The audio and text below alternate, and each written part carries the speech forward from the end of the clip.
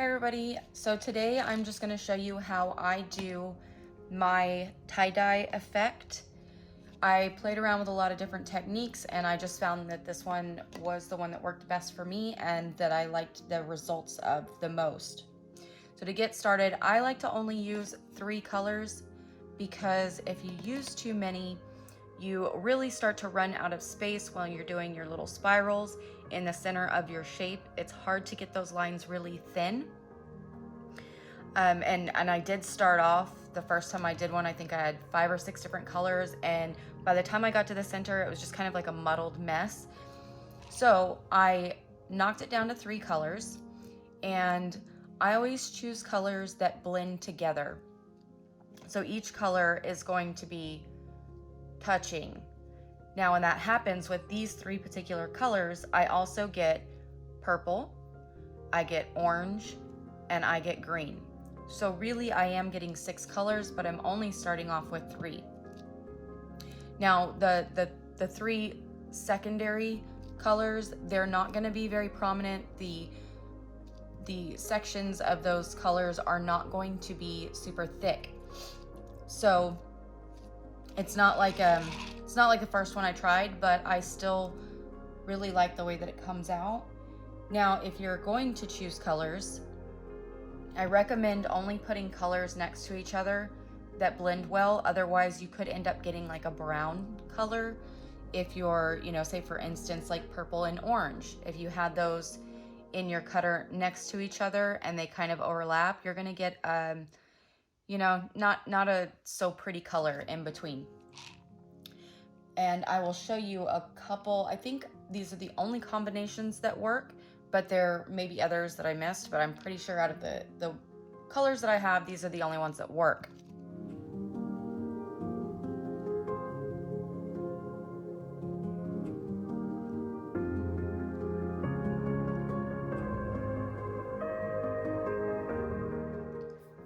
Another tip is if you want the true tie-dye effect, I won't say true tie-dye, but the very classic tie-dye look, your best option is to go with fluorescent or neon mica colors. This is going to give you that vividness, that bright color pop.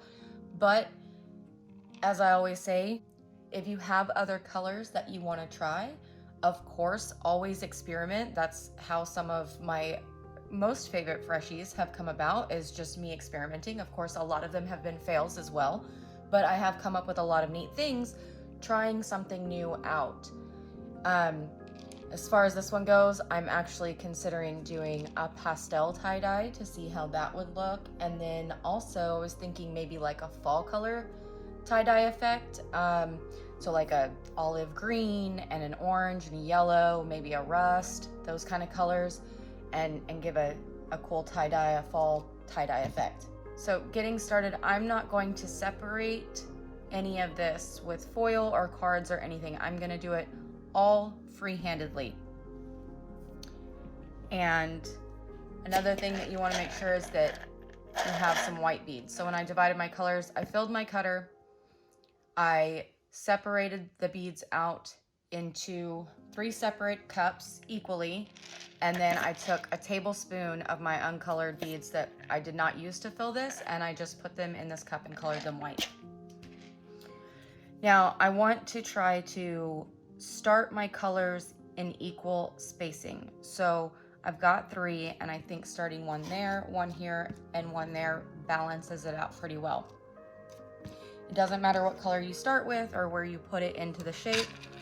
So I'm just going to start here with blue.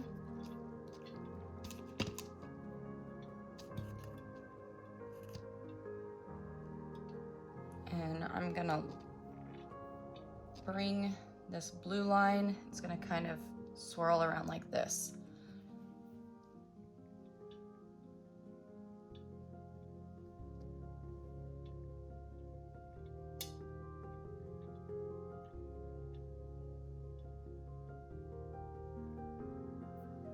So I got those about in the place where I want them. I'm gonna start my pink right here. I'm gonna kind of bring this around.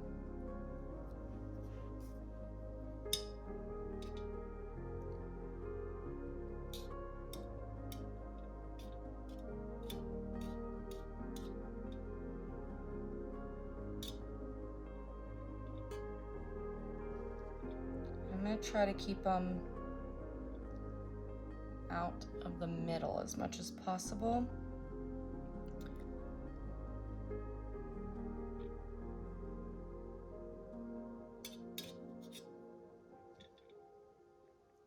I'm just gonna play with them and arrange them until I kind of have the shape I want to start out with.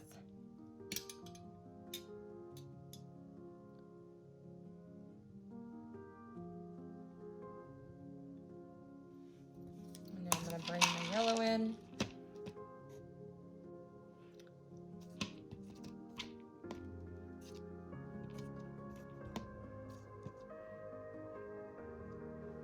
I kind of blocked, I think, my initial spot,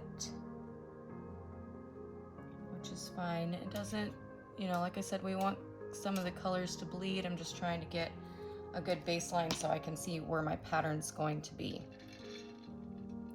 And now I can kind of bring the yellow up into the blue.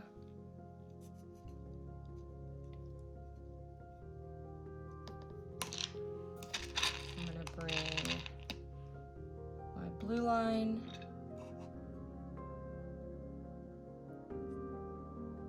down over into the pink.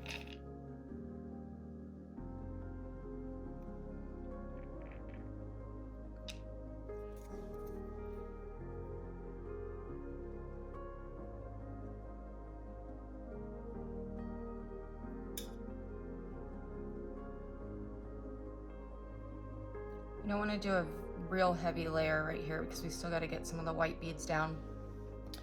And now I can see where I'm going to, I'm going to do a little bit of these, bring my pink up more towards the center.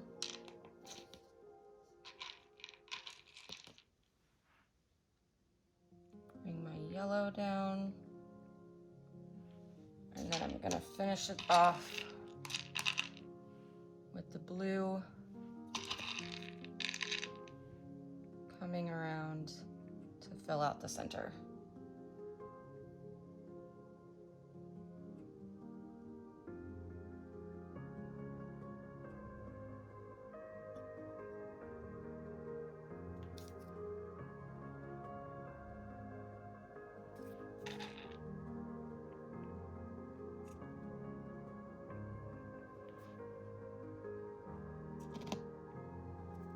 And now we have our basic swirl that we're gonna start with.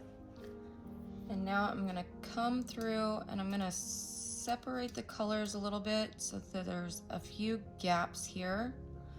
And in those gaps, I'm just gonna put down some white beads. I'm only gonna put them between the colors. This is going to represent the area that on your tie-dye t-shirt where the rubber bands were and the dye couldn't seep into the fabric. This gives it a more realistic effect in my opinion, but it's not entirely necessary. If you want to skip it, you can skip it. Once again, it doesn't have to be perfectly in between the colors because even though there are some white spots left because the dye didn't seep through, there are also still areas where the dye went from one section into the next. So it's fine if we've got some cross colors. Now this step, I may do it a little bit through the layers, probably not much. I really only bother doing it on the bottom layer and the top layer of the Freshie because it's an extra step that in the middle of the layers is not going to be seen once it's baked.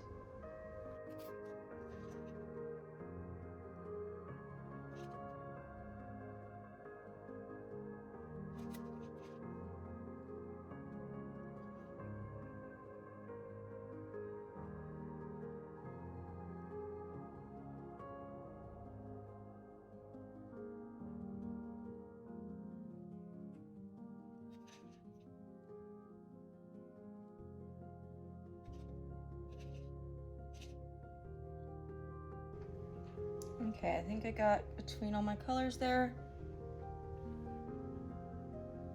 Looks good for that layer. And then, as always, we're just going to start back where we began and do it all over again.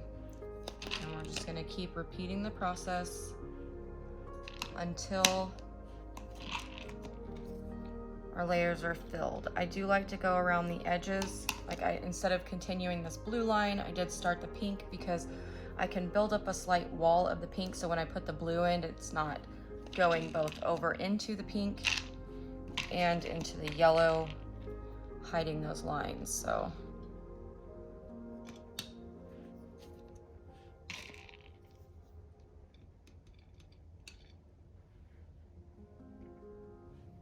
now I'm going to do the yellow because it's on an edge, and same concept as with the pink.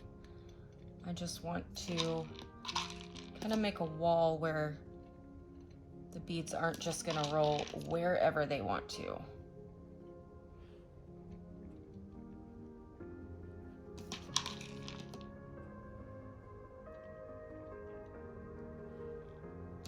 right.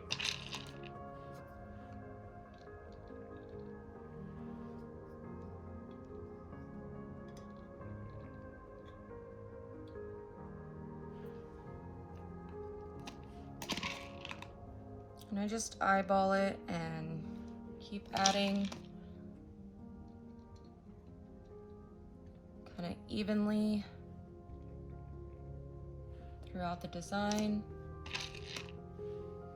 If I notice one of my lines is getting a little thin, I'll come back and I'll fill that part in a little bit more.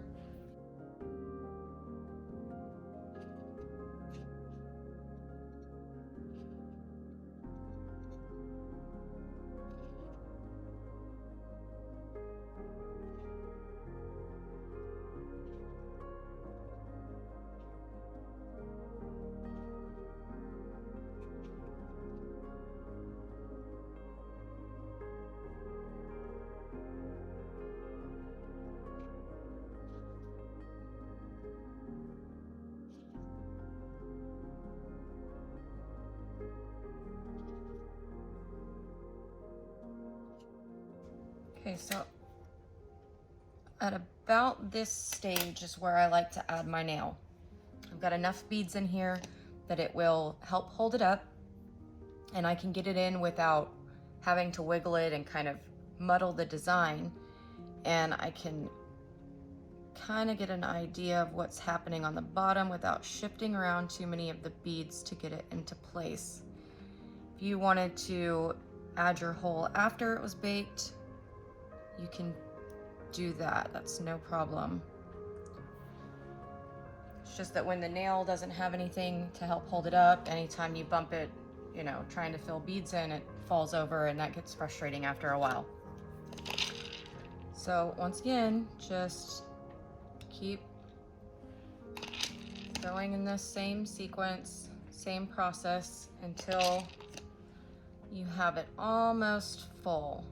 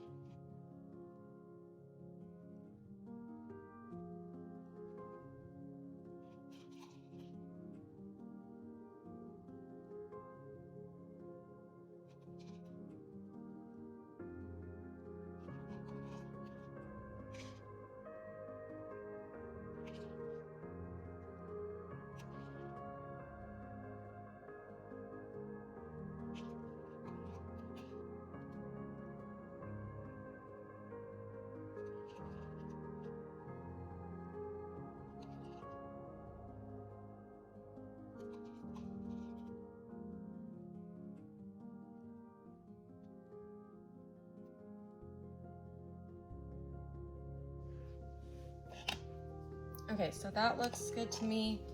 We're almost full here. And before we pat it down,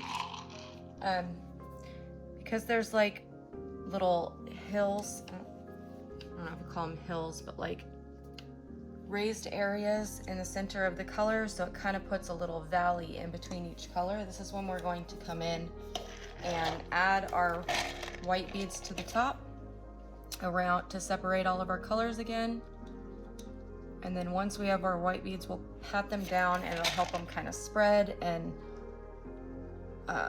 not be so bold.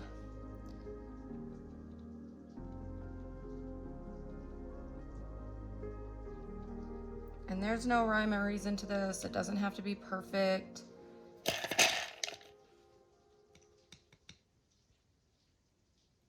The only goal is to try to keep them in between the colors. In the center, it does start to get a little bit more difficult because there's less space in between each of the colors. And like here, that just went too far into the blue for me. And so I see a spot that I could get more of the blue. I'm just gonna toss a few in there.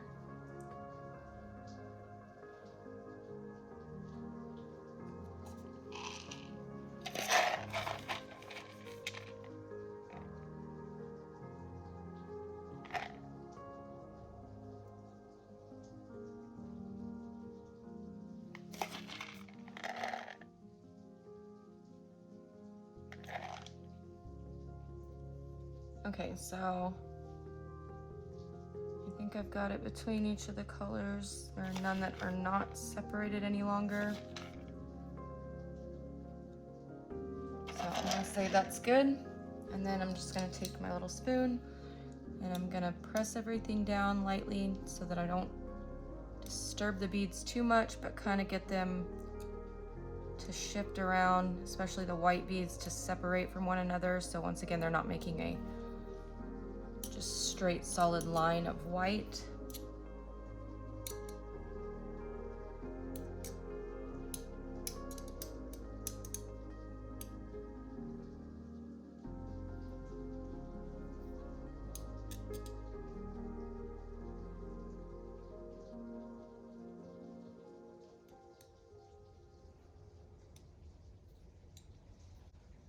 And that's it.